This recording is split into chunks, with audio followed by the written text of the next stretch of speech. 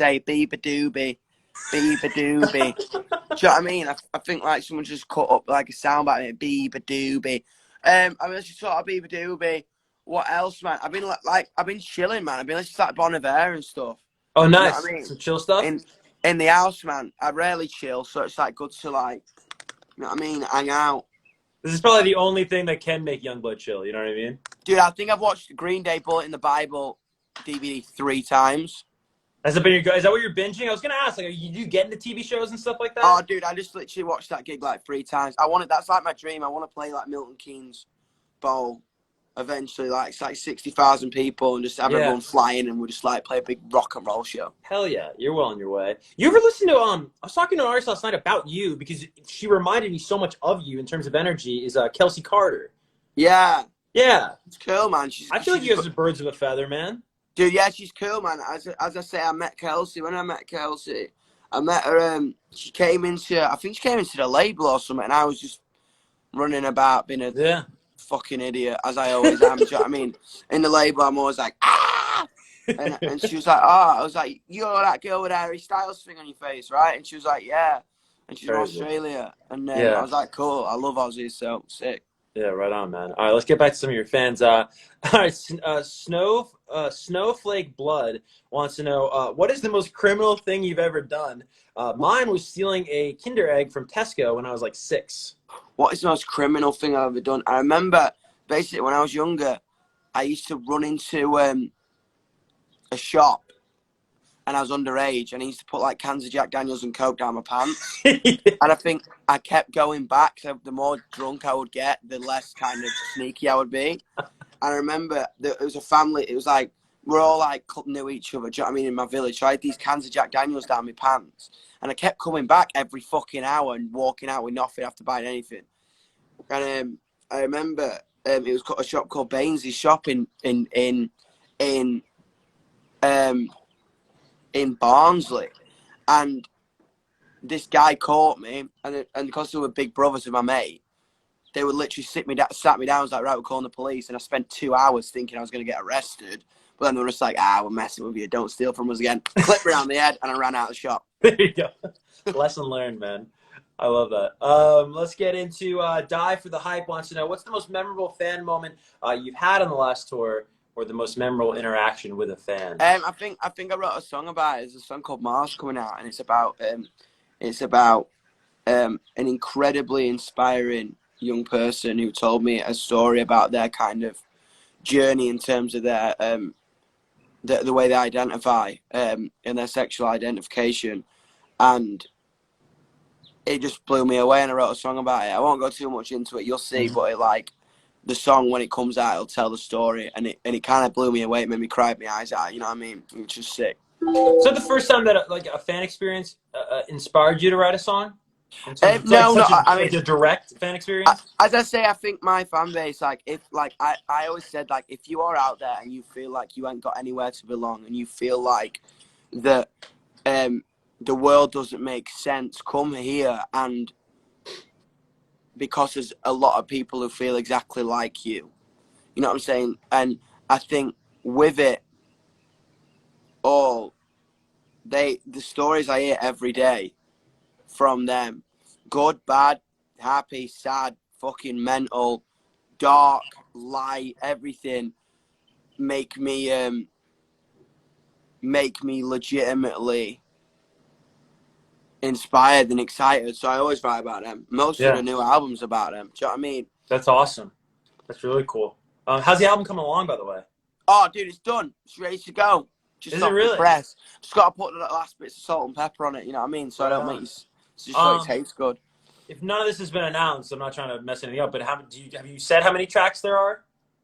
As I say, I mean, I've got about 30 tracks to choose from and to narrow it down. And everyone's going to be like, just release them all. I'm like, no. Totally. It needs to make sense. Of course. Have you thought at all about, like, you've done so well on your own, but also simultaneously done really well with the collab stuff.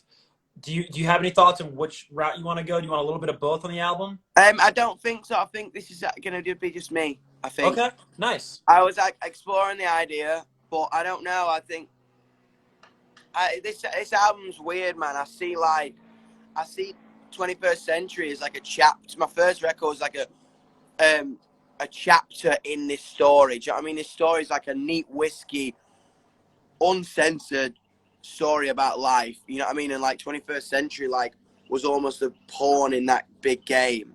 You know, so like I think with it, I think I'm just gonna stick to myself. I think for this one, 'cause it's a story that I got to tell about me. Yeah, it's exciting. It's exciting.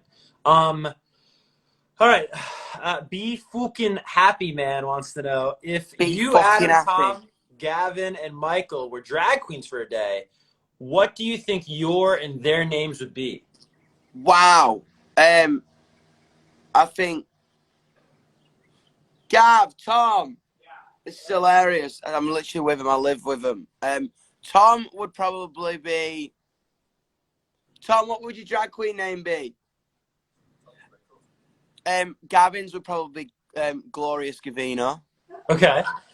Tom's would probably be. Adams is Champagne Mercedes. I like that a lot. That's amazing. That rules.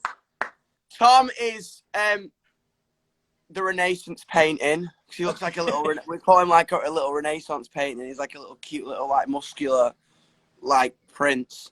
Nah, Tom would be called the Dauphin. And I'd probably be called Sarah. Just Sarah. First name basis. I like it. Fuck it. Champagne Mercedes rules, by the way. That should be a song. That's actually, it's like legitimate, like Champagne Supernova for 2020. Dude, I'm telling you, man. All right, that's awesome, and love the creativity. All right, Leonard, I don't know. We're just gonna call him Leonard. A bunch of numbers. Wants to know, what do you think about a collab with Melanie Martinez? I guess they're a Melanie Martinez. I love Melanie Martinez, man. She's bonkers. I think she's so sick. Yeah. Like, I love her. She's just a fucking legend, man. She created a world, and like, I want to be a part of that world, man. She's really cool. Yeah, I think of her in the same way, in some respects to you, where I like that there's this new wave of artists, seemingly, that really value that world, right? You and Melanie's another case of this. You don't just give people songs. You build a community. You build a world. You build a universe. That's it, man. I remember Keith Moon said, like, I'm the best Keith Moon style drummer out there. Right. And I love that. Do you know what I mean? It's like I'm the only Yungblud sounding Yungblud out there. And, you know what I mean? And that's what I always wanted to be, you know? Did you ever, though, like at any point in your artistry or life, maybe when you're way younger, try to sound like somebody else or try to be someone else? And I am a product to my influences. You know what I'm saying? Like, right. I was obsessed with Liam Gallagher as a kid. I was obsessed with Bowie as I was obsessed with Gaga. You know what I mean? I think all that's been thrown in a mixing bowl, and then something else has come out. You know what I mean? Oh, totally. No, you're so, like, there's nobody like you. So I was curious if, like, when you were younger, you tried doing, like, the copycat thing, and then it didn't work, and you learned the lesson to just I think, be to be honest, when I first moved out of London, I kind of went down to London at 15, and a lot of people said to me they didn't get it, because I was like this kid in makeup and a skirt talking about fucking politics, and they're like, this will never get played on the radio. You know what I mean? I was like, and when you sat in some like 50-year-old white dude's office with like 5 gold records, you go, do you know what I mean? Yeah. They know what the kids want, don't they? Those, you know what I mean, those 50-year-old white dudes, they know what the kids want. And do you know what I mean? You kind of mess yourself into this circle and go, oh, shit. Oh my gosh. You know what I mean? And I just think it's about building community. You know what I mean? That's always what it's been about. It was literally about going like, I don't feel like it's all right to be in this world. So does anybody else feel that way? And 2, do you want to go to Mars together? Right. You know what I mean? Yeah. No, 1,000%. And you, as in the wise words of Kanye, right? You got to listen to the kids, which you do. I mean, you listen to the fans, man. Always, man. That's what it's like, a conversation. Do you know what I mean? I never want to have, like, I never want to come out of a gig and get into like a car with a metaphorical finger up my arse. Do you know what I mean? I always want to just be one of them, because I am one of them. Yeah.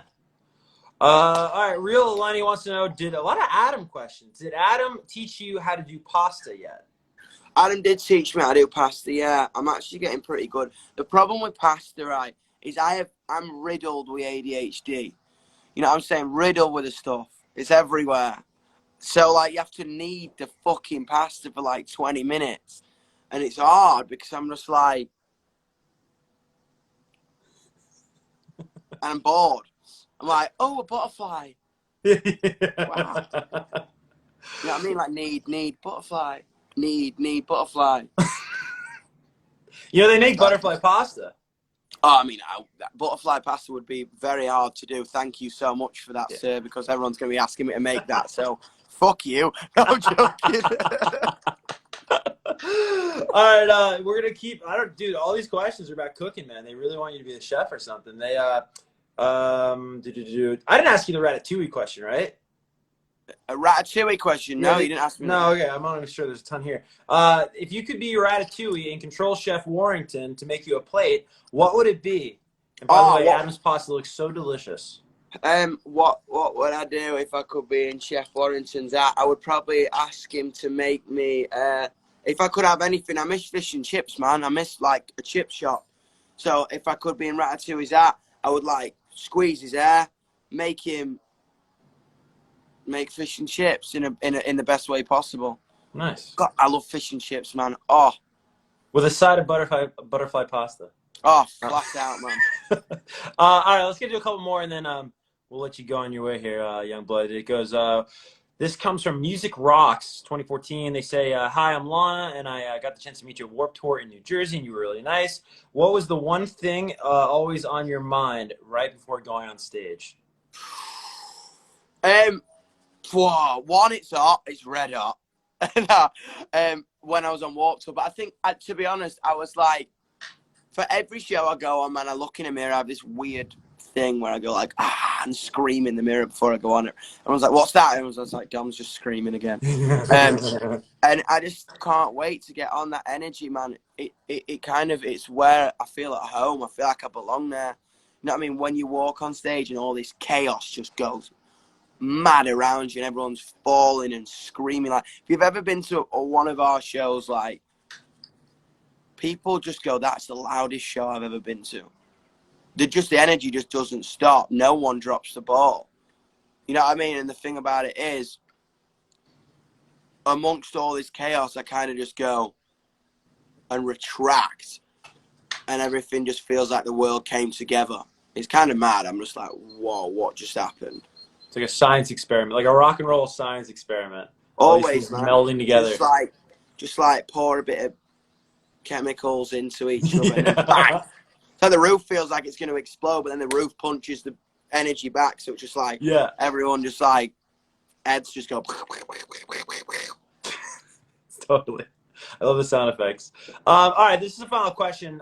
This comes from the alternative radio station in Buffalo, it looks like. And they want to know, first off, I love Yungblud and hope he is well in this weird time of life, pun intended. My question I want to ask is, what advice do you have for kids who want to be artists, and what are the key steps and tips? I would legitimately say, tell your story, because be yourself because everyone else is taken. I think connect with people and find a reason to write these songs inside your soul. You know what I mean? I think, like, to be an artist as opposed to like a singer or a karaoke singer, I think it's a different thing. I think what you have to do is just look inside yourself and look for other people.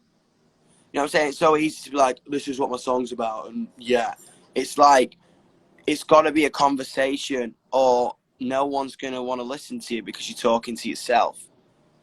I always want to talk to other people because that's why I did it. I wanted conversation. I had no conversation. I was lonely as fuck.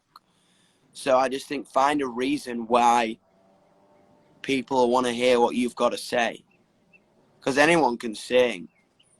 It's about meeting people and figuring out a reason why you want to do it for a way that's more than just for personal gain. It's about, you know what I mean? It's about being moved and about being connected. It's about taking a wire out of your brain and putting it in someone else's and going, whoa, we think the same. You think of your songs as the start of a conversation as opposed to just like, Always. like a static Absolutely. piece of art? Yeah. Absolutely. You know, I mean, everything, like, I want my songs to kind of ensue thought and make people change perceptions and make people feel good and, do you know what I mean? And make people feel all right to be who they are, no matter what they are. Yeah. If you You know, this will be the one Kevin question I ask. no hard. Young blood fan from New York. Um, would you say is like the greatest accomplishment or achievement that you can achieve by writing music or creating music? Is it making somebody feel comfortable with themselves? Is it making somebody feel like they belong? Or Yeah, I think if I was to get hit by a bus tomorrow, you know what I mean? Touch wood, I don't. But if I was, I would want to be remembered by being part of a community that changed a perception within culture. Because that many of us were loving each other that hard, we reached that many people and got that big, we changed the way the world perceived things. Mhm. That'd be my biggest goal. Right. And left it a better place. Yeah, absolutely. You know what I'm saying? And left it a better place for some people. We don't have to you know what I mean, to be like, let's cure the world is a big statement, but to cure part of it and to cure people and to get a foundation, Right. that's like the goal. Yeah. Totally, bro. All right. Well, when this is all over, we hope to see you in New York, man. It's always fun. Dude, flat out, man. I miss NYC so much. I was actually talking about that this morning. I was like, I miss London. I miss the city. Yeah. I I was miss the joking with noise. I was joking with them in the chat before you got here. The last time I saw you, you got the NYPD called out on us at MTV. Yeah, Ran baby. out there. You remember That was such a good day, that wasn't it, was bro? so crazy.